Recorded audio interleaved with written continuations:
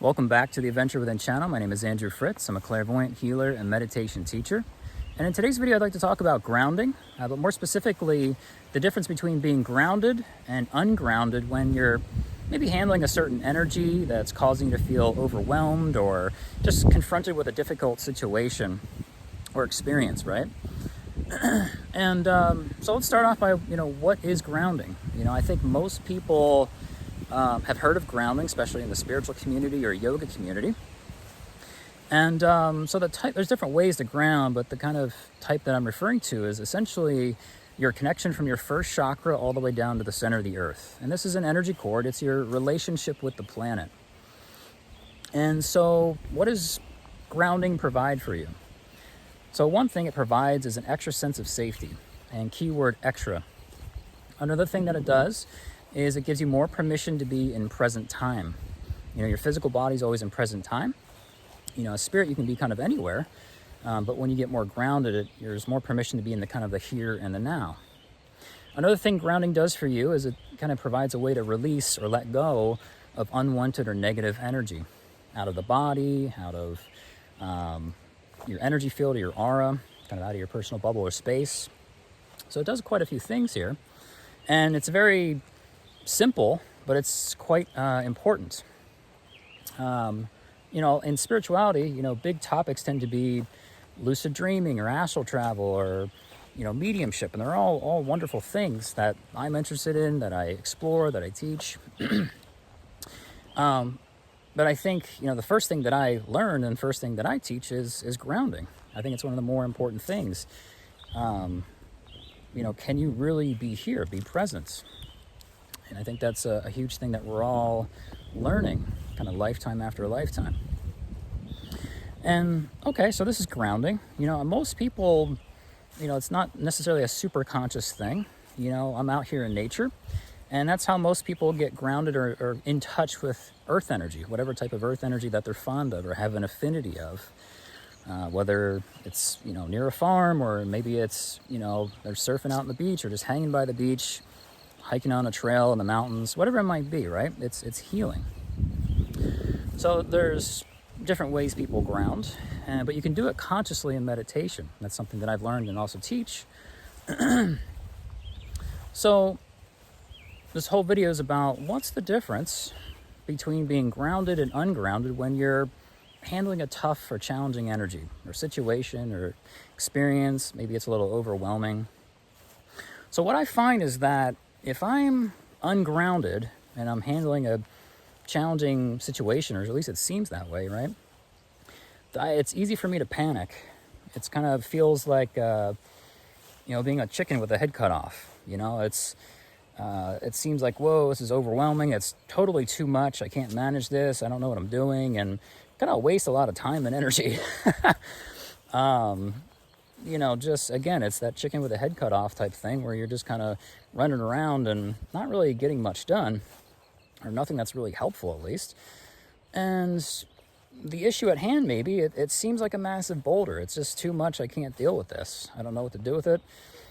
And then when you're grounded, when you're connected to the center of the earth, that boulder, it suddenly got a little smaller. Sometimes it can go back to the size of a pebble, and you kind of laugh and you go, this isn't really that big of a deal. I can easily manage this, or even I can manage this much more easily, whatever it might be. And that's a big difference, being grounded and ungrounded when you're handling a challenging situation. And you can ground it, when you're first learning it, it seems like it's this, okay, it takes a little bit of time to do this.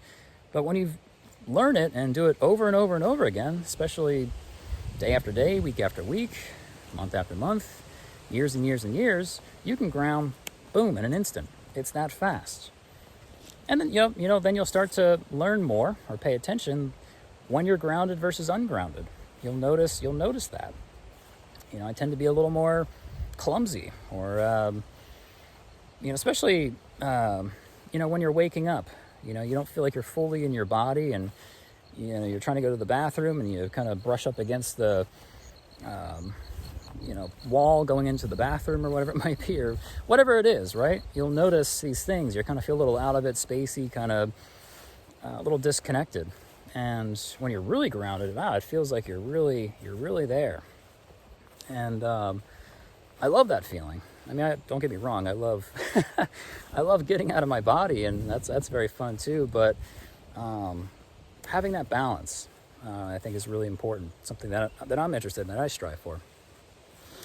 So that's a huge thing. Knowing how to ground your body. I think it's much easier to be here and navigate kind of, whatever kind of comes your way. So grounding is huge. And to take it maybe a step further, also learning to, because when I ground, I feel a lot more calm. Things kind of just mellow out and calm down. There's less of that charge, right? And then to take it a step further, learning to center yourself. And this could be when you're in meditation. It can be just like I am right now, just kind of walking outside. And it's not something a lot of people talk about, because when people kind of think of meditation or learning it or whatever it might be, they think that you just close your eyes and you focus on your breath, which is great. But there's so much more you can do in meditation. No one really talks about, where do you bring your attention? Your attention can be absolutely anywhere. So, when I'm teaching people how to meditate, I usually start off by going, hey, get comfortable in a chair, right? But first, where's your attention? It can be anywhere. And starting to just recognize that, your consciousness, your spirit, your energy, you're immortal. And wherever you're at, whether you're seen far away, close, or in some part of your body, then you can start to say hello to your physical body and start to acknowledge that your spirit and that you have this body. You're not your body, you have this relationship with it. So that's how I kind of start things off. But then where do you bring your attention? Once you notice where your attention's at, okay, and then you start to get yourself grounded, where do you place your attention in life, just kind of your daily life, or especially in meditation? With your eyes closed, perhaps. You can just with your eyes open, absolutely. But bringing your attention to the center of your head. So what's the center of the head all about? Well, you're essentially bringing it into that space in and around the pineal gland. When you go to the center of your head, you're disengaging from effort. And we're very used to effort, right? And you're disengaging from resistance. That energy of going against something or an experience or whatever is happening in that moment. And then stepping out of judgment. It's not good, it's not bad, it's not right, it's not wrong. Sometimes we tend to be in a lot of judgment of the world or people, experiences, ourselves. So when you move your attention to the center of your head, it is very much like kind of the center of a hurricane, the eye of a hurricane. It's super chaotic, all the other parts of the hurricane, but the center, the core of it, it's very peaceful, actually. And that's what I find when I go to the center of my head. I refer to it as the calming, neutral, still point. It is very still, can be very clear, peaceful, and you get to have this sense of detached awareness. And you get to become aware of energy and perhaps starting to even look at energy. So if you're really wanting to, work with any abilities, but especially clairvoyance, where you can actually start to see energy and not be in judgment of it. Because we're used to being judged, right? We're used to that, where people just see our bodies and judge our bodies, but it's nice to be around people that are they're less judgmental or not judgmental at all. And that's kind of the beauty of clairvoyant readings, getting a reading from someone. And because the goal of, when I give a reading, it's not to be in judgment, not to say something is terrible or great or good or bad or that's right or that's wrong or give them advice. It's really just to describe what I see and describe the overall energy. And maybe share, hey, this is kind of where this aspect of your life is where I'm noticing this particular thing I'm looking at, the energy of it. And they can kind of interpret it for themselves there. Because if I were to go further, I'd be kind of crossing the line where I start to kind of put my 2 cents on everything.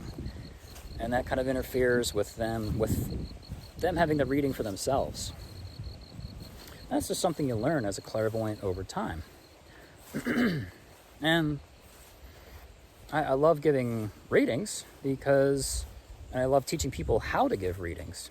Everybody can do this. It's not just for certain people. Everybody can do it. You just got to be really interested in it and kind of start putting your attention there, because we're all mirrors. And so if you read someone, you'll start to recognize that, hey, I'm seeing this in you, and it seems like it's all about the person across from you that you're reading, but you start to actually wake up and realize, oh, what I'm seeing in this person, I too have that. Whatever qualities that you're noticing. And so that's really validating. You're learning to validate spirit in someone else and also kind of within yourself. You recognize both. But, we are all the same one spirit. And so this is what I'm interested in. This is what I teach. And it really, in the basic meditation series that we teach, we do teach things like the center of the head. But the very first thing that we teach is actually grounding. And it seems like such a simple thing, and it really is, but it is quite powerful to be grounded and to be able to manage whatever's kind of coming your way. And it doesn't have to feel like this massive thing and chaotic, and you can kind of get grounded and calm and go, oh, okay, I've grounded out some of this energy and I can manage this, I can handle this. I'm sure there's people, you might be one of them, or you've noticed people in your life, whether it's family members or people you've worked with or bosses or leaders, you kind of wonder, how do they manage all this? And they might be very grounded, and it makes it a lot easier for them. And of course, there's probably people that you notice that are very, very ungrounded, and they can't, it's more difficult for them to manage things in one or multiple areas of their life. I've experienced both for sure. But anyway, I hope that was insightful or helpful, just about grounding and neutrality. And if you have any questions or comments, leave it below, and feel free to subscribe, and I'll see you in the next video. Take care.